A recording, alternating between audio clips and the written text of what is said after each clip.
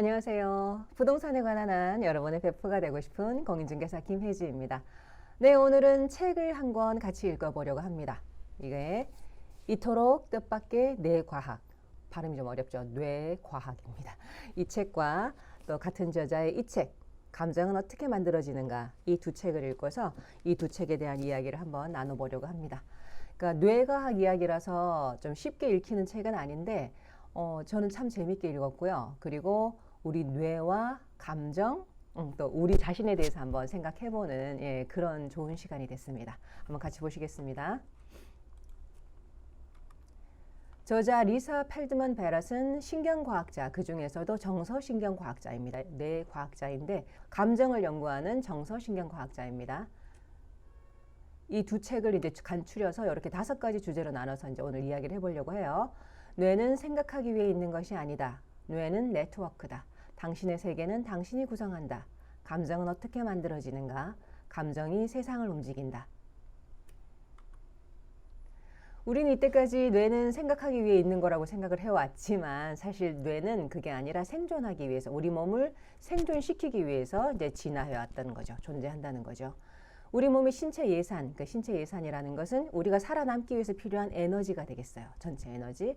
그런 전체 에너지를 잘 조절하면서 우리 신체를 운영해서 살아남게 한 다음 그 유전자를 다음 세대에 전달하는 역할을 하는 그런 신체 예산 운영기관이라고 보시면 되겠습니다.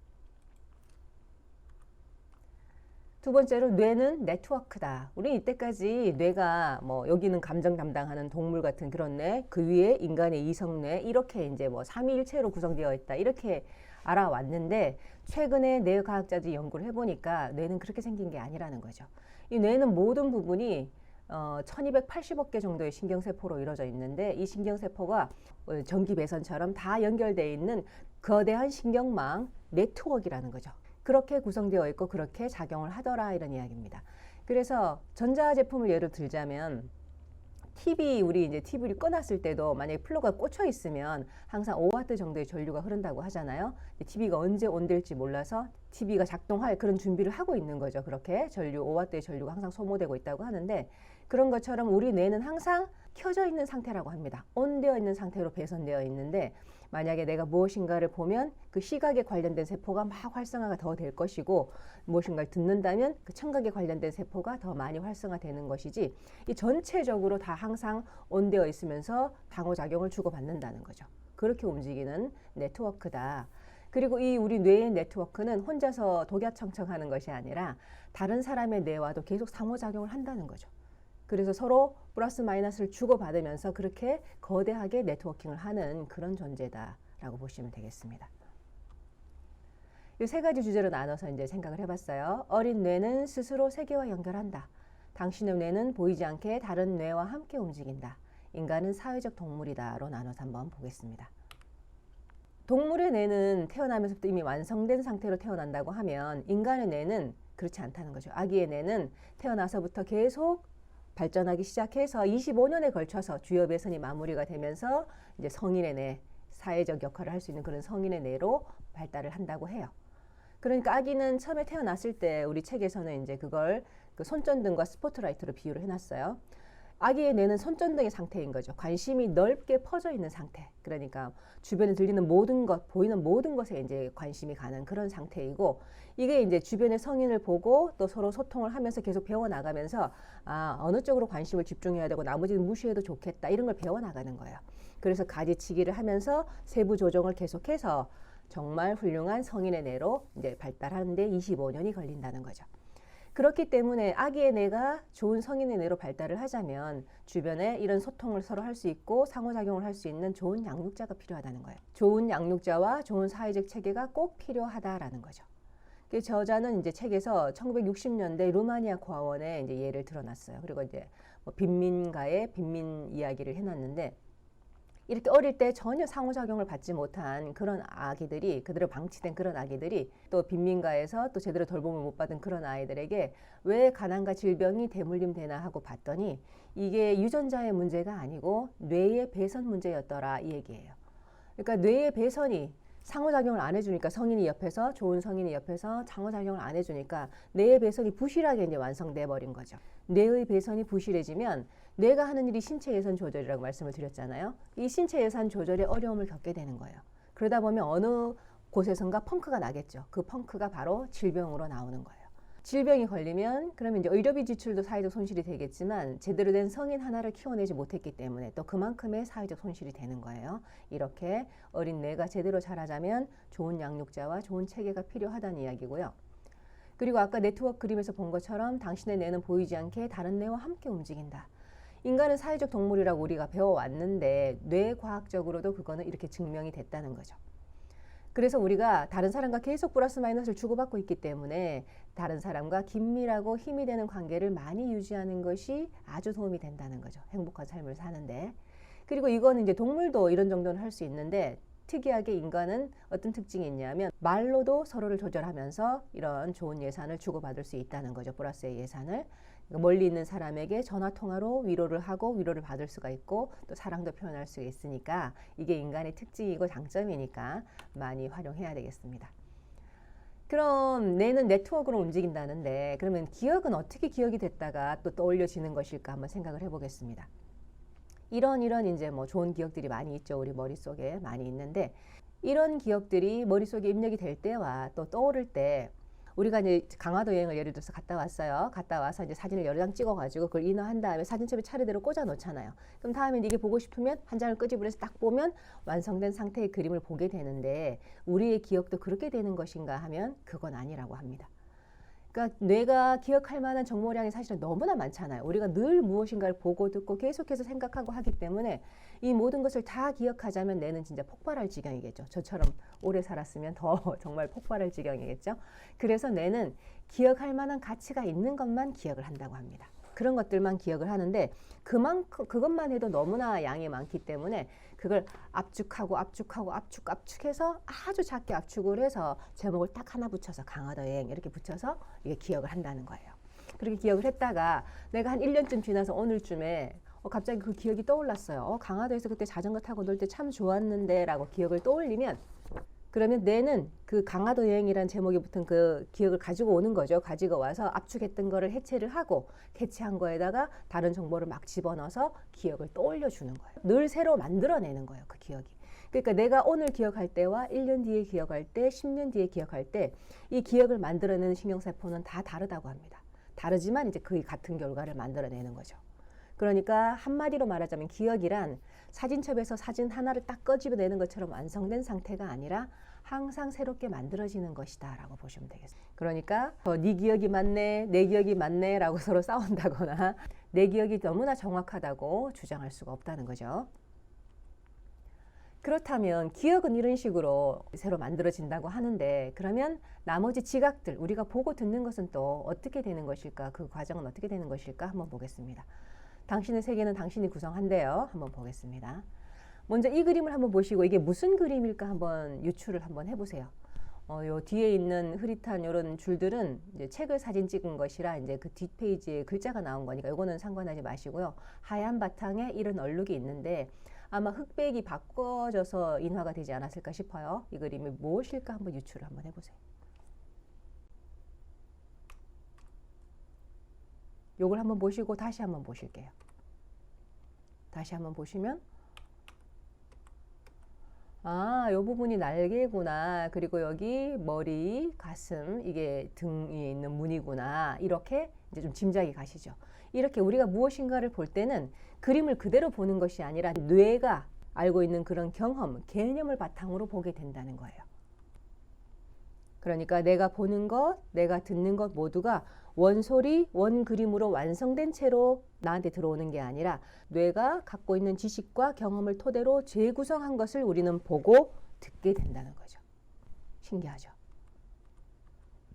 그래서 우리는 항상 세상을 사진처럼 바로 보지 않습니다. 그리고 또 다른 특징 하나, 인간의 뇌는 현실을 만들어낼 수 있다. 사회적 현실을 만들어낸다는 얘기예요. 인간의 뇌는 아까 말씀드린 것처럼 압축하는 기능이 있다고 말씀드렸잖아요. 압축을 할 수 있기 때문에 추상화도 가능하다고 합니다. 한번 보시겠습니다. 요 네 가지 물건들의 제목을 하나 딱 붙인다면 뭐라고 붙일 수 있을까요? 그렇죠. 수능 선물이죠. 이게 엿과 떡과 초콜릿과 풀이 모여 있는데 우리는 딱 보면 아, 수능 선물이구나라고 공통점을 추출해낼 수가 있는 거예요. 이게 아까 그 압축 기능을 통해서 가능하다고 합니다. 그리고 비둘기는 새이지만 또 뭐의 상징도 되나요? 평화의 상징도 되고, 또 무궁화는 꽃이지만 우리나라 사람에게는 국가의 상징이 되는 거잖아요. 이렇게 같은 물건의 다른 용도를 또 맥락에 의해서 또 추출해내고 이해하게 된다는 거죠. 그리고 하나 더 보시겠습니다. 이걸 뭐라고 읽으면 좋을까요? 네, 어떤 사람은 13이라고 하고 어떤 사람은 B라고 하겠죠. 이렇게 있으면 우리는 이걸 B라고 읽고요. 이렇게 있으면 우리는 이걸 13이라고 읽을 겁니다. 그러니까 나도 모르는 사이에 뇌가 미리 주변 맥락을 이해를 해서 딱 글자를 읽어내고 보는 거예요. 그러니까 모든 지각이, 보고 듣는 모든 지각이 뇌의 구성을 거친다, 이런 이야기고요. 이런 추상화가, 뇌의 추상화, 압축과 추상화가 가능하기 때문에 인간이 사회적 현실을 만들어낼 수 있다는 거예요. 국가나 주소나 국경 같은 것은 물리적으로 실제하는 게 아니죠. 인간들이 서로 약속을 했단 말이에요. 여기까지가 어느 나라, 어느 나라라고 부르자. 또 여기까지를 그 나라의 국경이라고 하자. 주소를 뭐라고 부르자. 이렇게 우리가 서로 약속한 것인데 우리 약속한 것이 거의 실제로 있는 것처럼 지금 사용하고 있잖아요. 서로 소통도 되고 이렇게. 색깔도 마찬가지고 정치 체제, 뭐 숫자 이런 것도 마찬가지입니다. 특별히 언어도 마찬가지죠. 우리가 꽃을 꽃이라고 부르자라고 약속을 했기 때문에 그냥 꽃이라고 말만 해도 꽃이 여기 없어도 우린 그걸 이해하잖아요. 그렇게 이런 사회적 현실들은 인간만의 독특한 능력이다.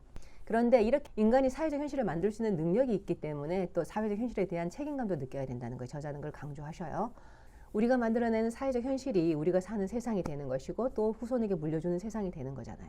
항상 우리가 어떤 사회적 현실을 만들고 살아갈 건가 고민하면서 생각해 봐야 된다는 이야기입니다.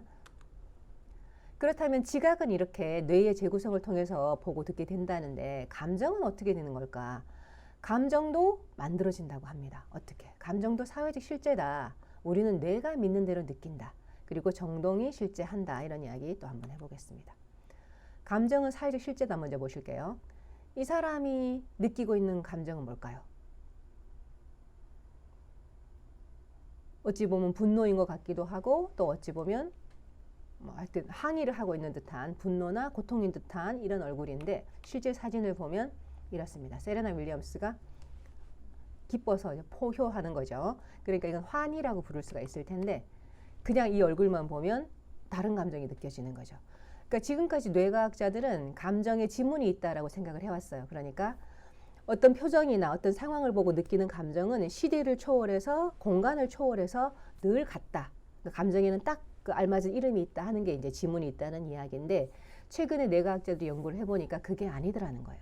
감정도 우리가 자라면서 주변 성인이나 다른 사람들의 반응을 보고 그대로 배워서 학습을 해서 느끼게 되더라 이런 이야기입니다. 그러니까 내가 어떤 걸 느낄 때 우리는 뇌가 믿는 대로 느낀다. 근데 내가 어떤 걸 느낄 때 먼저 내 몸 안의 느낌, 내 몸 안에 기본적인 느낌이 있어요. 내 몸의 상태, 컨디션. 그것과 이런 사회적 맥락, 내가 배워온 사회적 맥락, 문화적 맥락을 통해서 감정을 느끼더라 이런 이야기입니다. 사회적 맥락, 문화적 맥락이라는 것은 예를 들면 이런 동작이 어느 나라에서는 굉장히 모욕감을 느끼게 하는 동작인데 어느 나라에서는 또 아무렇지도 않잖아요. 또 죽음에 대한 슬픔을 느낄 때도 뭐 인디언들이나 인도 사람들이라면 그걸 훨씬 더 가볍게 느끼죠. 죽음에 대한 슬픔을. 그런데 보통 우리 같은 경우에는 굉장히 슬퍼하잖아요. 누군가를 잃었을 때. 우리는 어렸을 때부터 주변 사람들이 그렇게 반응하는 것을 봐왔기 때문에 그렇게 느끼게 됐다는 거예요. 그리고 아까 말씀드린 것처럼 여기 내 몸 안의 느낌이 먼저 작용을 하는데 그것을 정동이라고 부릅니다. 영어로는 affect가 되겠고 정동, 정서 이렇게 이제 번역을 해놨는데요. 정동이란 풀어서 말하자면 우리가 하루 종일 경험하는 일반적인 느낌이 되겠습니다. 나도 모르는 내 몸 안의 컨디션입니다. 그래서 이 정동이 우리 감정을 굉장히 많이 좌우하기 때문에 우리가 사실이라고 경험하는 것, 사실로 생각하는 것이 일부는 이런 느낌에 의해서 만들어진 경우가 많더라. 그렇게 보면 인간은 결코 합리적인 행위자가 아니다. 라는 얘기 또 한번 해보겠습니다. 정동이 어떻게 생겨나냐 하면 요 절반은 유익한 유인성, 어떤 이제 좋은 유인성이 생겼을 때, 이 절반은 이제 불쾌한 유인성이 생겼을 때예요. 그러면 그게 흥분도가 높고 중간이고 낮을 때, 높고 중간이고 낮을 때 우리 몸이 느끼는 느낌, 기본적으로 느끼는 느낌이 이제 거기서 생겨나는 거예요. 예를 들어서 유익한 유인성이 높은 흥분도로 느껴오면 우리 몸은 나도 모르게 막 의기양양해지고 막 설레이고 이런 느낌이 올 것이고 이 불쾌한 여인성이 약간 낮은 흥분도로 느껴올 때는 나도 모르는 무기력과 우울이 이제 저 안에서부터 느껴지는 거죠. 그게 내 몸 안의 기본 정서, 정동이 되겠습니다. 그래서 우리가 사실이라고 경험하는 것이 일부는 우리 느낌에서 만들어진다고 하는데 그 예를 한번 들어보자면 이렇습니다. 어떤 재판관이 만약 가석방 심리를 하고 있어요. 어떤 죄수를 가석방 할까 말까 심리를 할 때 그때 시간이 점심시간 직전이면 이 가석방이 거부당할 확률이 아주 높다고 합니다. 그러니까 재판관은 자기가 배가 고파서 그 내 몸 안에 어떤 정동이 약간 불편한 그런 기분을 느끼는 것인데 그것을 상대방에 대한 죄수에 대한 그런 불편한 느낌으로 이해를 하는 거예요. 그래서 저 사람 아직 가석방 될 준비가 안 됐다. 그렇게 생각을 하는 거죠. 그러니까 내 몸 안의 느낌인데 그거를 죄수에 대한 느낌으로 오해를 하는 거예요. 우리 뇌가 그렇게 착각을 한다는 거죠. 내가 일부러 그러는 게 아니라. 또 하나 더 예를 보자면 날씨가 좋은 날 아가씨한테 데이트 신청을 하면 승낙받을 확률이 훨씬 높아진다는 거죠. 그 아가씨는 날씨가 좋아서 내 안에 기분이 좋은 것인데 그것을 상대방에 대한 호감인 것으로 착각을 하는 거예요. 뇌가. 그런데 그런 경우에 오늘 날씨가 참 좋네요 라고 말을 걸면 이 착각을 일으키는 그런 편향이 이미 깨져버렸기 때문에 다시 데이트 허락받을 확률이 다시 낮아진다고 합니다.